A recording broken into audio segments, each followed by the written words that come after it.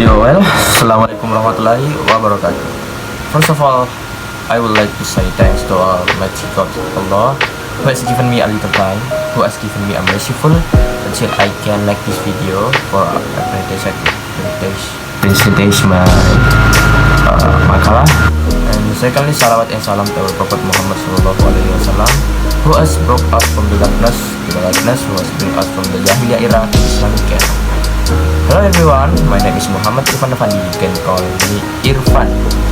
I'm from semester 1 of English department, and I'm in University Muhammadiyah Seberang.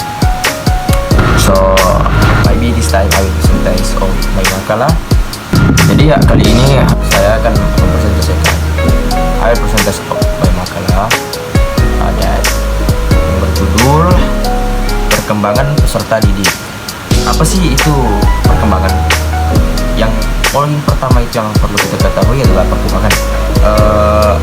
Kalau dipikir secara logis, perkembangan itu adalah sebuah kemajuan atau perubahan yang bersifat positif pada diri sendiri. Kalau misalkan dengan persaudaraan, perkembangan itu bersaudara dengan pertumbuhan. Pertumbuhan adalah fisik dan perkembangan adalah perilaku, bisa dibilang perilaku. Ya, seperti itulah.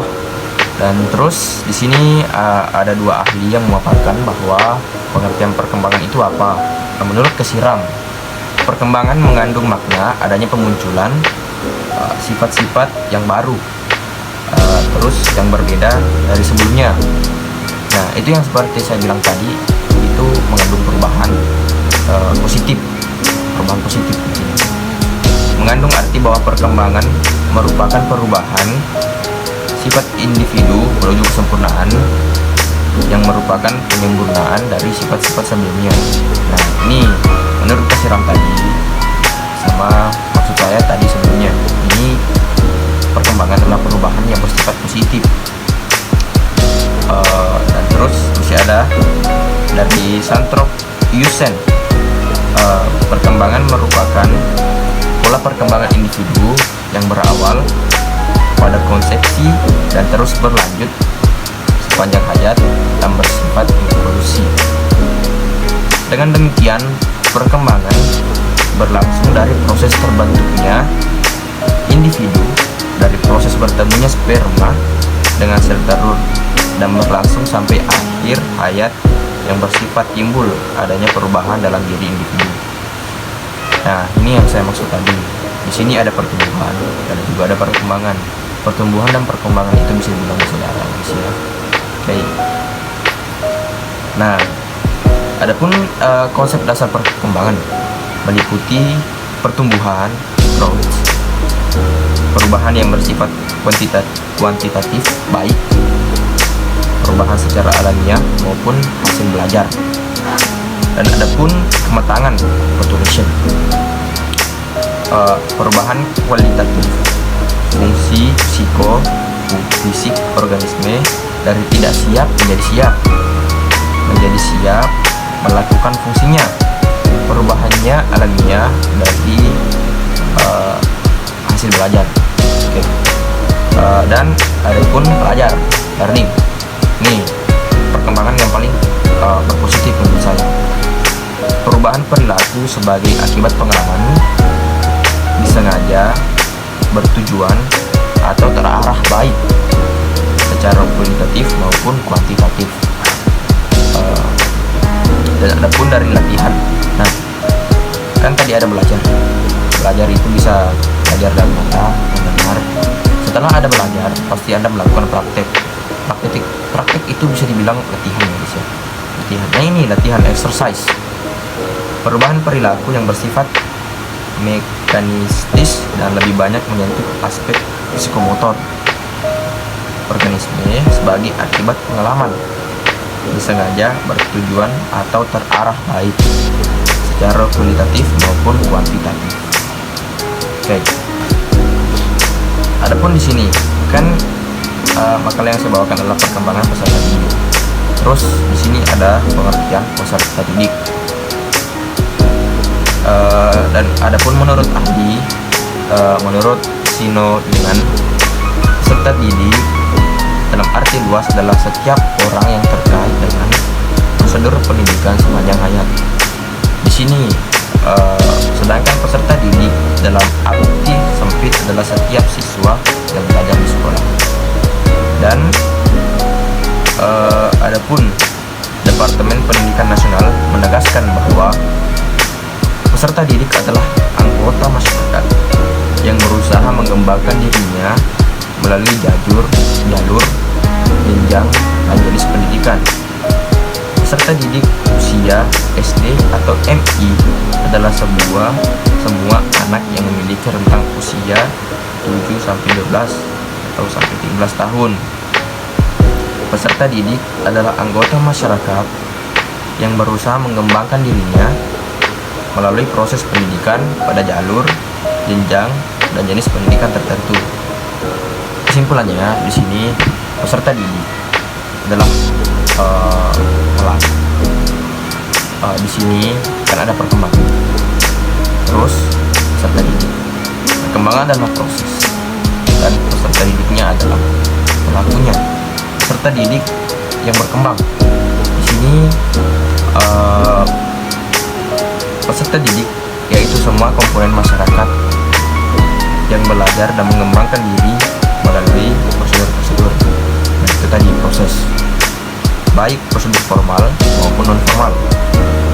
Sedangkan tenaga pendidik adalah semua orang yang mengamalkan ilmu dan pengalamannya dengan cara memberikan bekal dan pengajaran sebagai pengabdian terhadap masyarakat. Tenaga pendidik itu bisa dibilang guru, dosen, dan ada pun orang yang mengajar tapi tidak dipanggil guru atau dosen. Itu pun terserah Anda mau panggil guru atau tidak. Nah, adapun di sini tujuan mempelajari perkembangan peserta didik.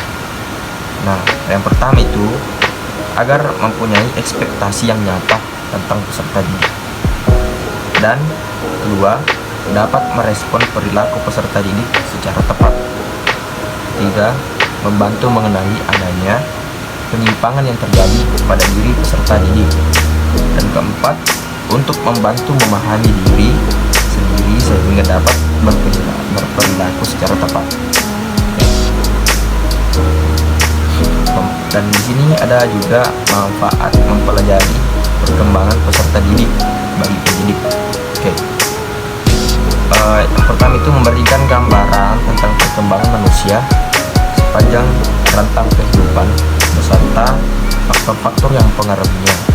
Dan yang kedua, memberi gambaran tentang bagaimana proses pembelajaran yang tepat sesuai dengan tahapan perkembangan peserta didik.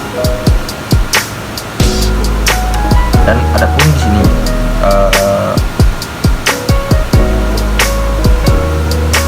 prinsip-prinsip perkembangan.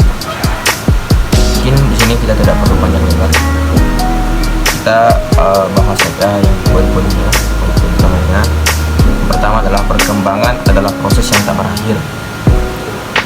Yang artinya manusia akan berkembang, berubah, dipengaruhi terus oleh pengalaman sepanjang harinya. Itu sih bisa dibilang menyesuaikan diri dengan lingkungan. Tuh.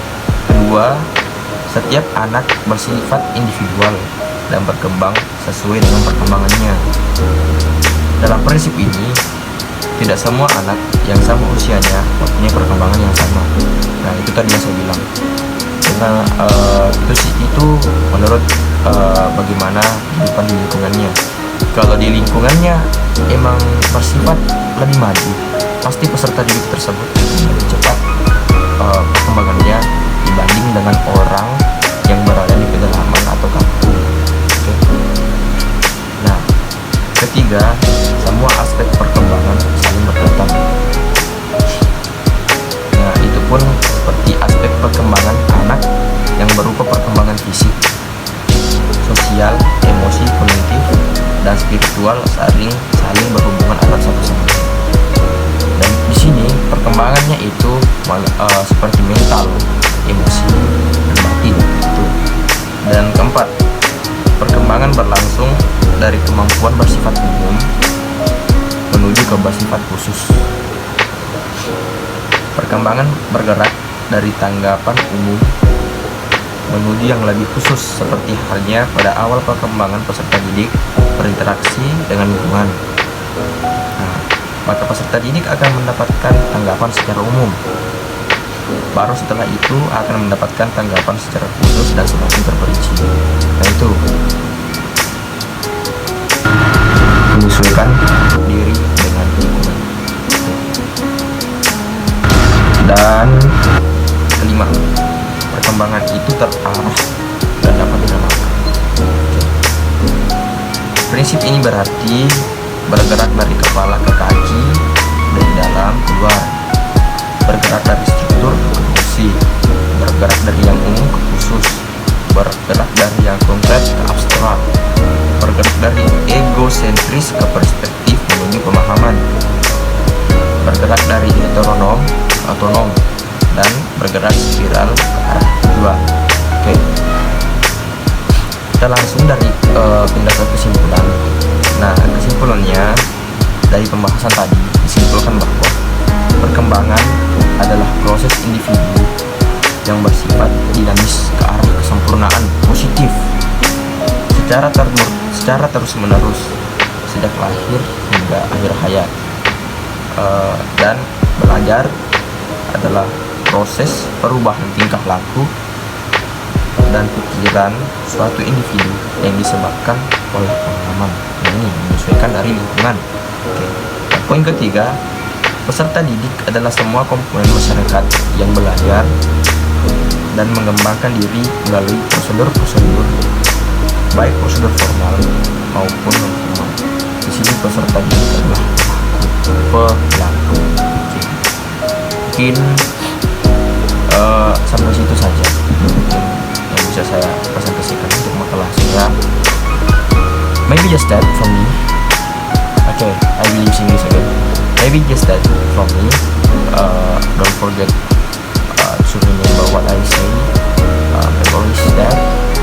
I hope there is some positive hour from me for you teach, for you learn.